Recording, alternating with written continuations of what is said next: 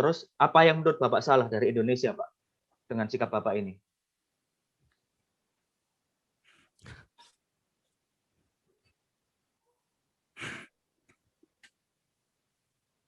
Pasti ada yang salah dong, Pak, dalam pemikiran Bapak. Kenapa Bapak harus merasa saya harus melakukan perjuangan, kan pasti harus ada sesuatu yang diperjuangkan kan, Pak. Dan ini konteksnya adalah Indonesia, begitu kan? Jadi begini Pak, wah kalau saya ada cerita Indonesia memang saya selalu ini ya apa namanya, jadi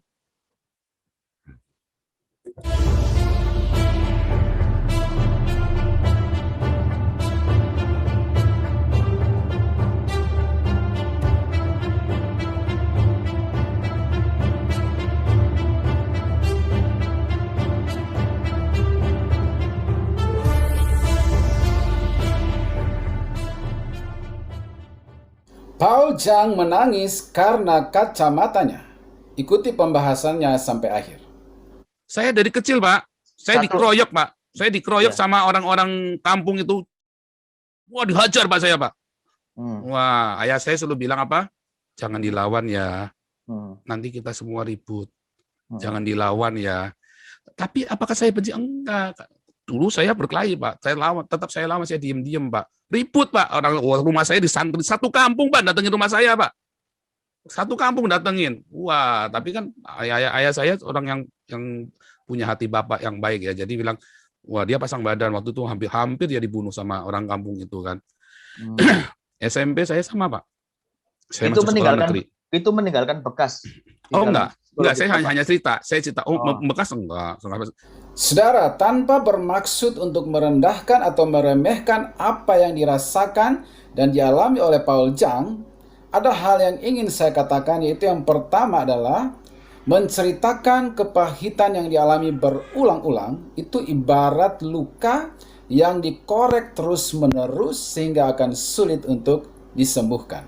Bahkan semakin sering kita menceritakan luka hati dan kepahitan kita, maka luka itu pun akan semakin dalam.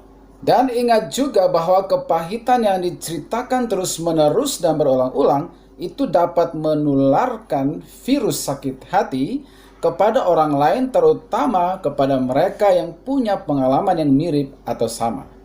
Ya waktu itu ya. Dan memang ayah saya nggak mau ke dokter, dan memang ayah saya kan sudah siap untuk mati. Jadi dia tidak minta juga disembuhkan, dia tidak minta untuk ke dokter.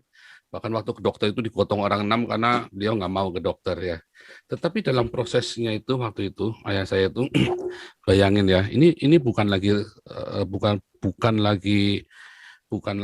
Ramadan waktu meninggalnya beliau itu waktu itu ya. Tetapi tiap jam 4 pagi itu ditoain, karena belakang rumah kami itu persis musola atau masjid, kan masjid kecil.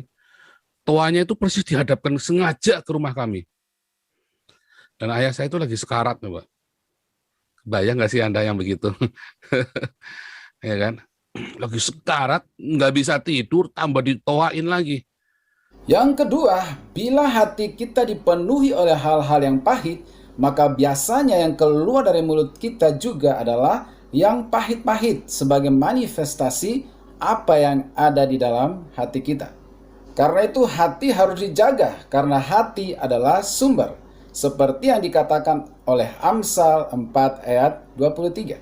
Jagalah hatimu dengan segala kewaspadaan, karena dari situlah terpancar kehidupan. Dengan keadaan ini Bapak ngerasa sakit hati nggak sih? Dengan Indonesia secara umum, yang Bapak tadi cerita dari kecil diberlakukan, dipanggil Cina, apa segala macam. Orang tua Bapak tadi bilang hampir dibunuh, apa segala. Bapak merasa sakit hati dengan Indonesia nggak, Pak? Saya tidak pernah sakit hati dengan Indonesia, Pak. Sampai hari ini saya masih mencintai Indonesia. Terus apa yang menurut Bapak salah dari Indonesia, Pak, dengan sikap Bapak ini?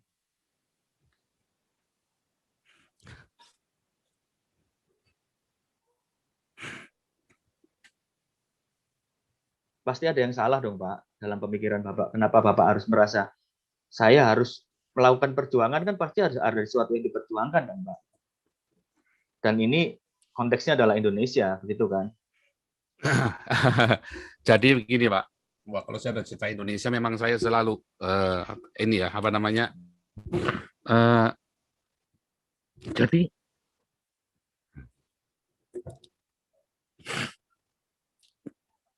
saya dari ngerti Pak tentang Indonesia Pak. Saya lahir baru ya 15 tahun saya penuh Roh Kudus, saya berdoa buat Indonesia. Sampai hari ini saya berdoa buat Indonesia. Saya ciptakan lagu-lagu tentang Indonesia banyak sekali. Yang ketiga, bila kacamata kita itu hitam, maka kita akan melihat segala sesuatu di sekeliling kita hitam dan gelap. Sebaliknya, bila kacamata yang kita gunakan itu adalah terang, maka kita akan melihat segala sesuatu di sekeliling kita itu terang adanya. Memandang Indonesia dari kacamata pengalaman pahit yang kita rasakan dalam hidup kita, maka kita akan melihat semua yang pahit di Indonesia, sehingga tidak ada satupun yang manis yang terlihat, karena kita sedang mengenakan kacamata pahit. Kepahitan yang terus dipikirkan dan diceritakan tanpa disadari akan menjadi berhala.